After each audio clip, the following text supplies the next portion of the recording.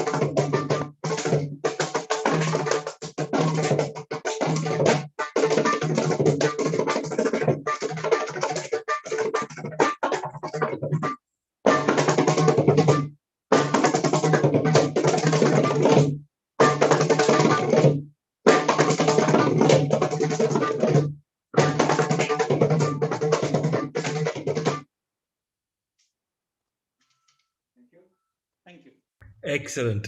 Thank you. So the next part of the event would be a flavor of how the percussion instruments are accompanied to vocal music. So now you will see a change of instrument, especially at the Mridangam end. That is because, as said earlier, Mridangam can be tuned to a pitch, and every instrument has a very low range because of the way it is constructed.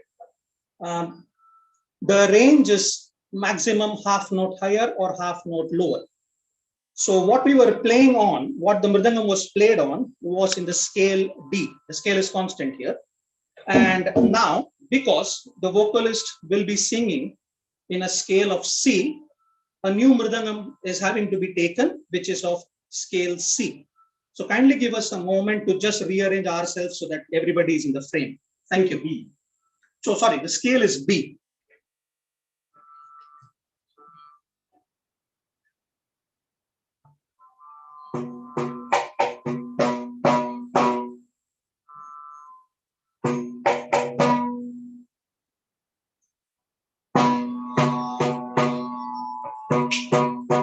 So the drone is being played on the mobile to the scale B.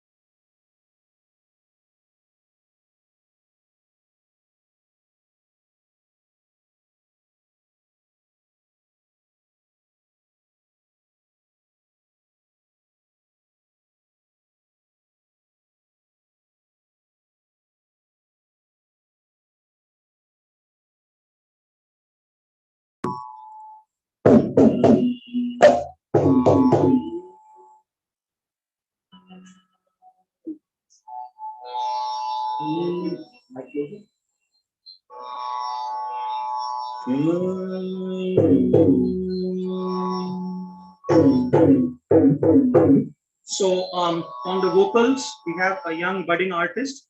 His name is Damodaran, and he'll be presenting to you two songs, which he will explain to later.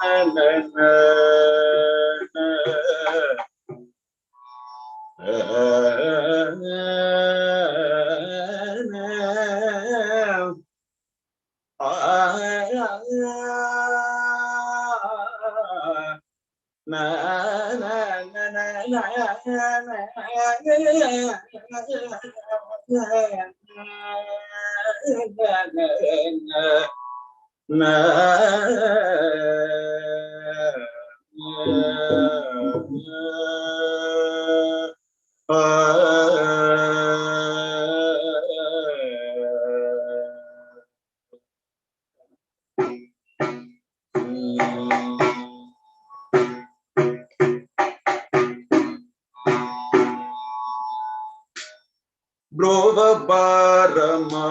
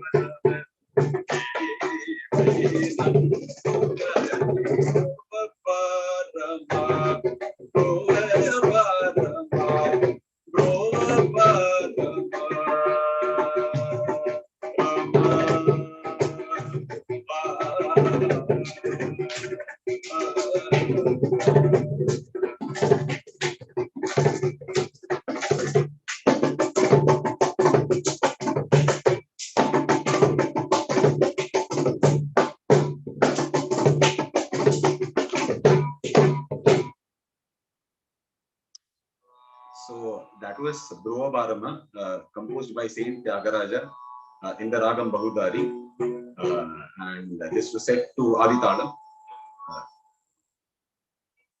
So the point to notice here is the start of the point, which is called as the takeoff here, was not at 1. It was after 1. So it was 1, 2, Dhruva Bharama.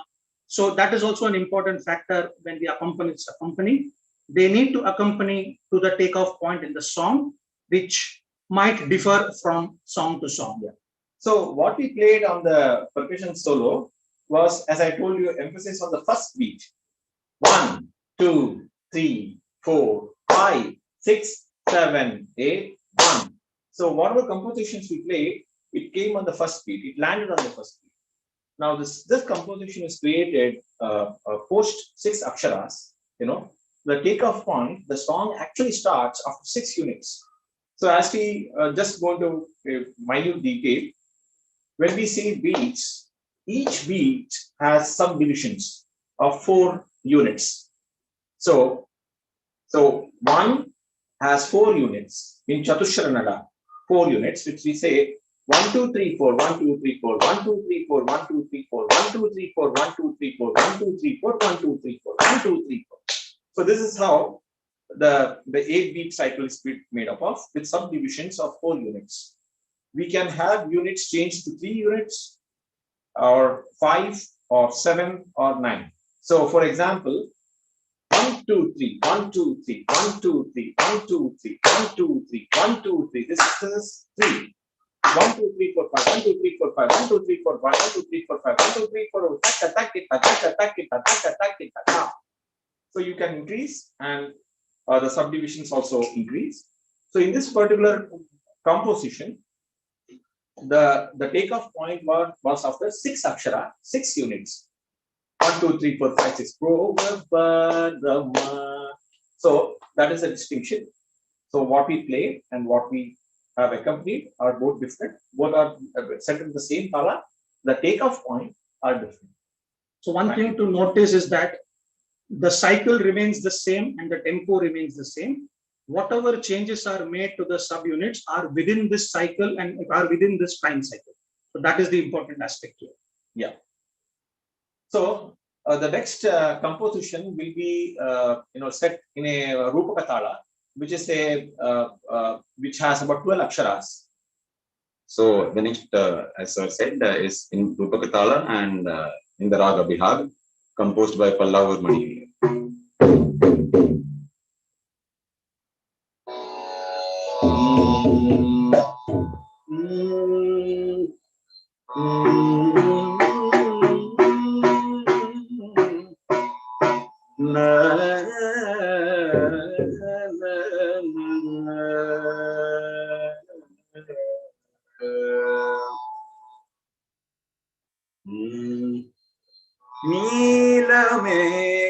Shamala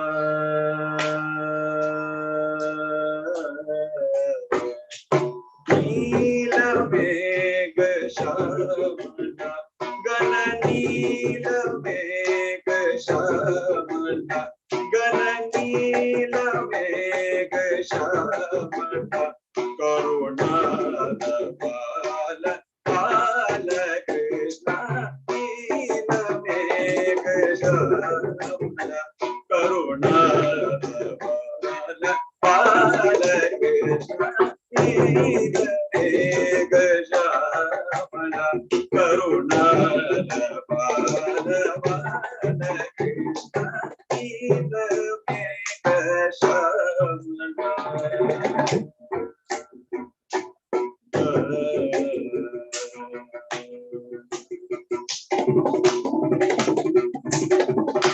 Kalavairi Vinoda Padra Kalavairi Vinoda Padra Kalavairi Vinoda Padra Kalavairi Vinoda Padra Kalavairi Vinoda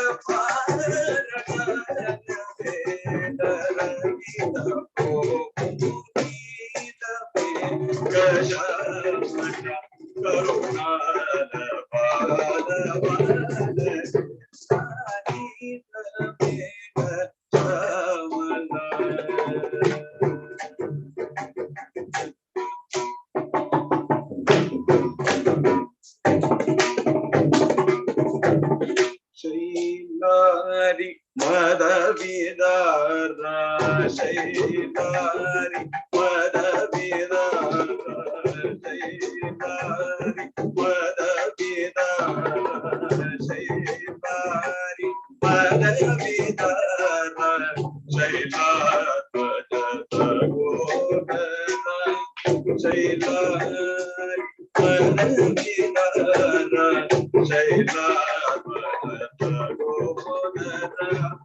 Chila Dina Banda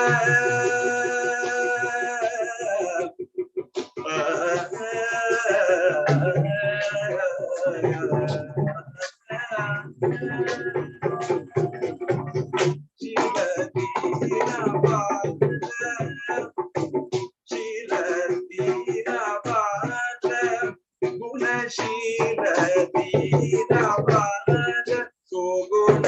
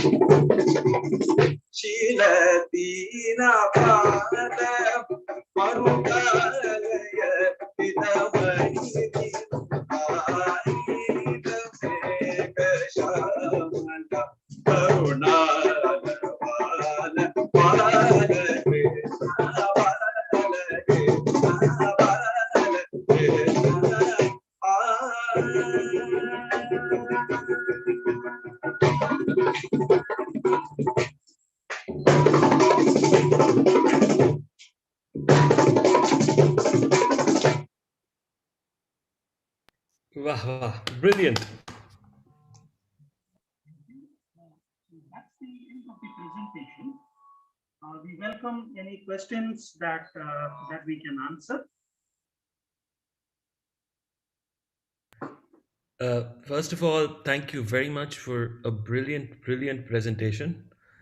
I would request Mr. Damodaran to briefly explain the last song he sung, maybe just the first line, or Rajesh, if you would like to just explain the meaning of, just a brief explanation.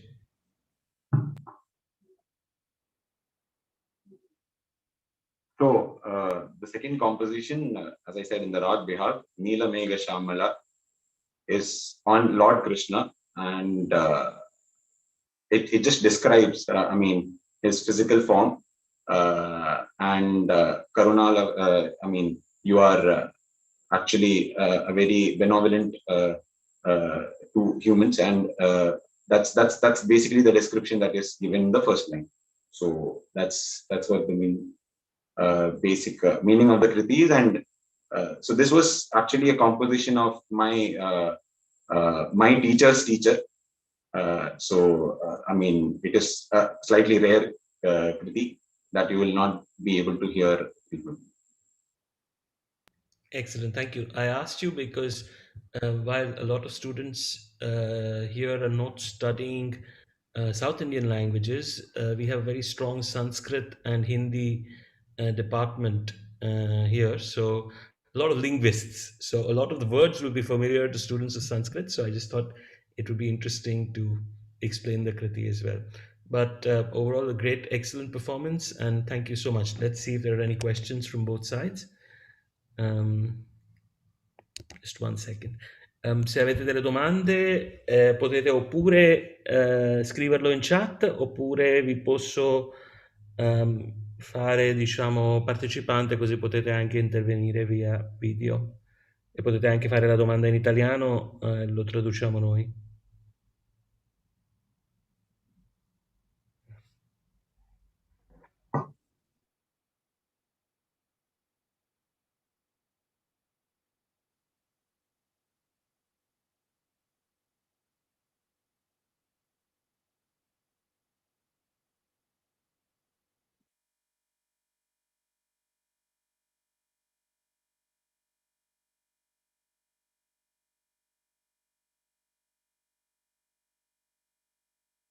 I think we have we have one question here.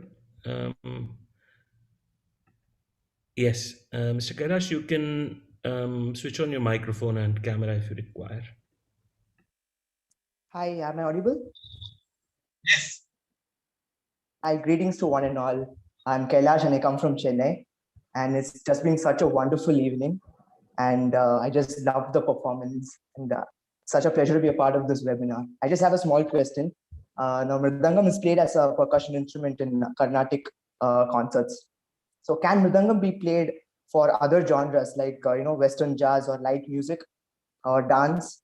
If yes, then can you please give us some tips on how a budding artist can adapt to these various different genres?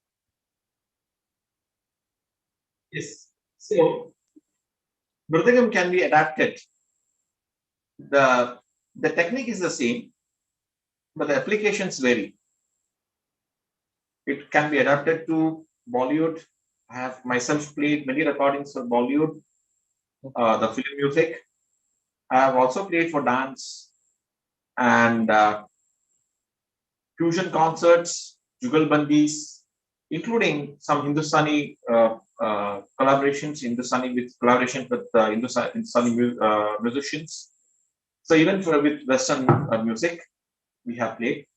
So basically, I think the more important thing, while the technique remains the same, it is all about the adaptability of the Mridangam player or the percussion player or the kanjira player or the ghatam player, anybody. Basically, one has to listen extensively. Any art form, for a percussion player, it is very important to have active listening to all the systems of music, maybe pop or Bollywood or core classical or Western. So, and basically, he has to be very sensitive to the music. So, one is the sensitiveness and one is the adaptability. So listening, you have to listen extensively. That is only the answer. And adapt yourself intelligently to suit the requirements. Thank you so much, sir. Thank you so much.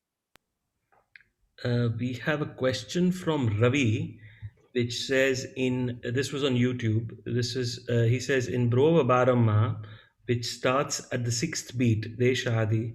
The ending is supposed to be on the summer like Adi, or does it have to end on the sixth beat? The takeoff point of the Kriti is after 6 aksharas. Okay. So you are asking about the takeoff point or ending of the Kriti? He is asking, I mean, from what he has said so far, it is on the end of the Kriti. So I need to see if he clarifies it further, but he says, or it has to end on the sixth beat. So I'm assuming he's talking about the last part.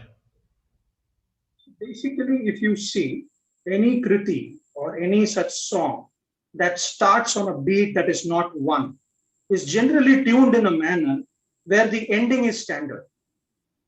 So the cycle does begin at 6, but if you see, it will end at the last beat, which is 8. And then you go to the 6th beat and again start. If you would have actively heard the song. Yeah. So if it is a continuity, like, the song has various paras, like the second para was there, the third, Anupallavi was there, the Charna. It began on the 6th akshara. But when the song ended, it ends on the last beat. So hope that answers your query. Just 1 second. Yeah, I think it answers it. He said ending, so I'm assuming it answers it. Mr. Ravi, if you're hearing us, maybe you should type out if you have a further question. Meanwhile, I'll take another question from Malini here. Malini, you can proceed.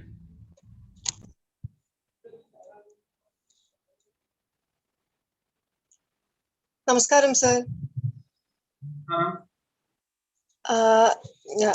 Thank you so much for giving us such a beautiful evening. It was really nice to listen to this whole classical music concert.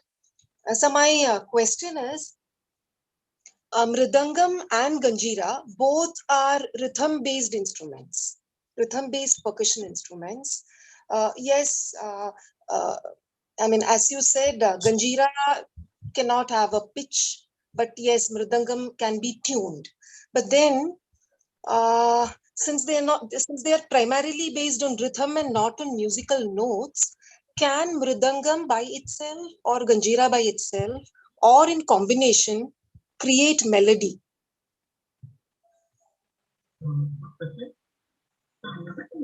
Basically a rhythm instrument, and basically we play it with talas. However,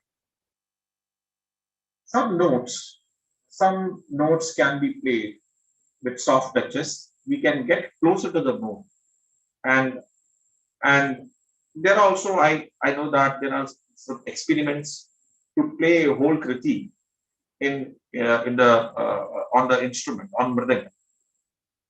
So how is that possible? Is, Mridangam, as we say, is tuned only to one pitch. We cannot have various pitches on one instrument. We cannot play that. We can get near it, but it will not be able to reproduce the verbatim, the composition as is sung.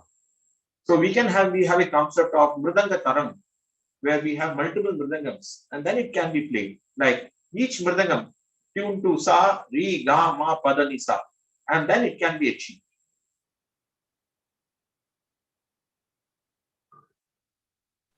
Okay, sir. Thank you, sir. We have a question here in chat on whether the mridangam is older or is the tabla older, and how do they compare? So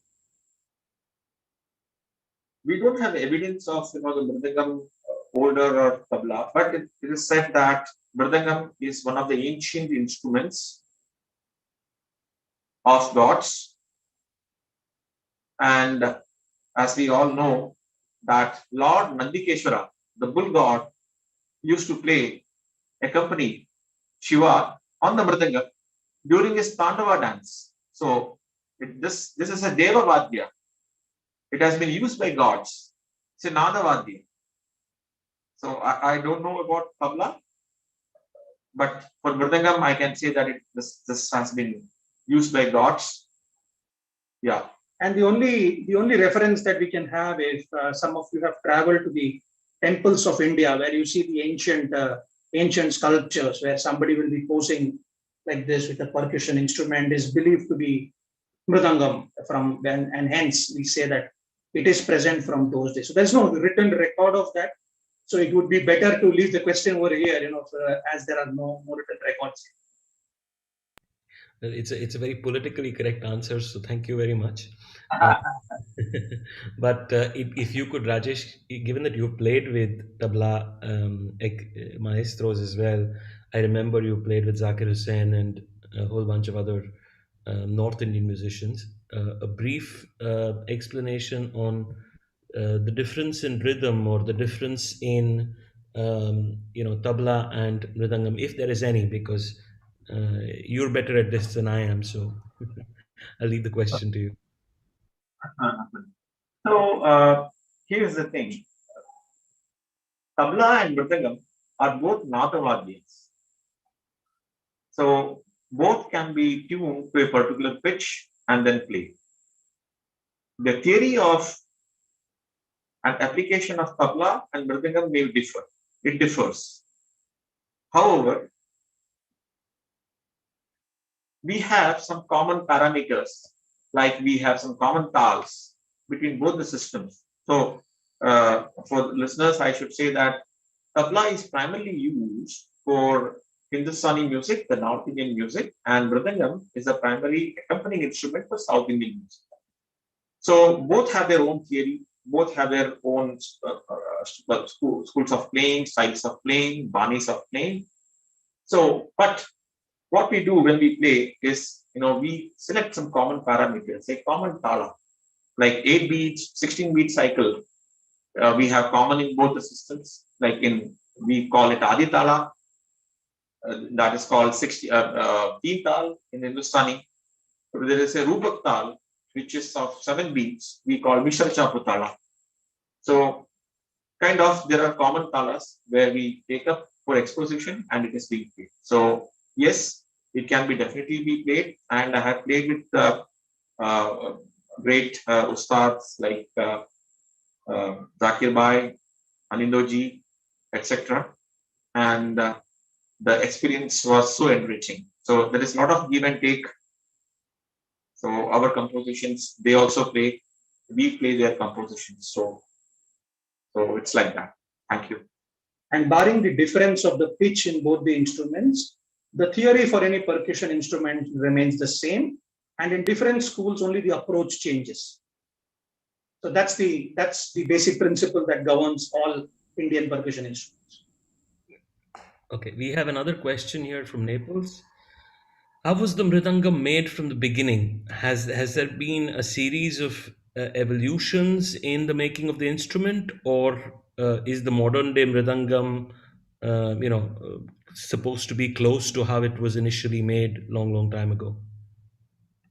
So in the ancient times, the mridangam was made up of clay, as I said earlier. So we have not seen those instruments, the ancient times, how they have used and how it sounded. But in the last few centuries, the clay has been replaced by wood because it has evolved. Because wood they discovered, and thanks to the experimentations of the great maestro, the legendary Mani, who has been instrumental in experimenting with Mridangam, with the wood particularly. I should say that the Mridangam was about 18 inches long. It was a very tiny instrument about in the last century. And when Mani, the maestro, he came, he developed the instrument into a 24 inches or 25 or 26 inches Mridangam. So since then, the jackfruit tree wood is being used primarily for making up of an instrument. The jackfruit tree is considered in South India, which is cultivated in South India, is considered to be good for making mridangams. Even the kanjiras, they are made with the jackfruit tree wood. So yes, today, as I said, we are replacing wood with other sustainable mediums like brass, fiberglass, etc. Yes. And also we need to consider the evolution of technology here. So previously when he said the mridangam was 18 inches, it was normally tuned to a high pitch because even the vocalists used to sing with a full throat. With the evolution of mic, the strain on that voice reduced, and hence a bigger instrument came into force so that it can produce a sound of a lower pitch. And even today, when we say the wood and the leather, there are multiple researches going on to replace it with fiberglass or brass, and changing the strings into rope instead of leather, and then changing it to nuts and bolts. And there are multiple researches going on parallelly to make it more sustainable so that it lasts for the future generation to come without an impact to the environment. Thank you. Any other questions? Altre domande?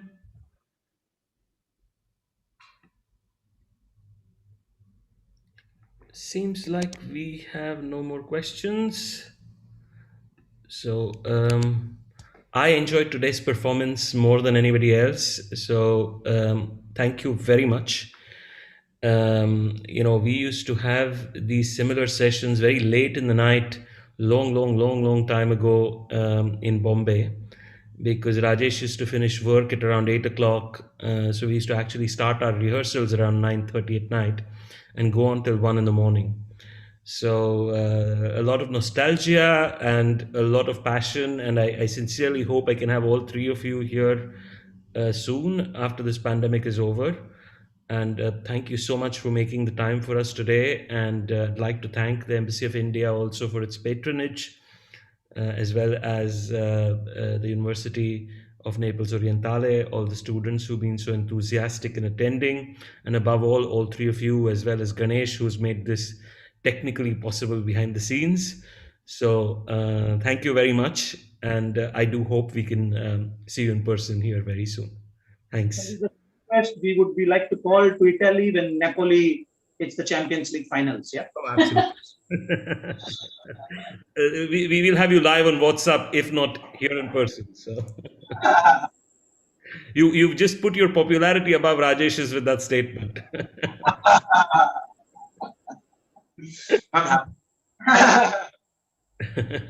Okay, thank you so much, and have a great day. And thank you again.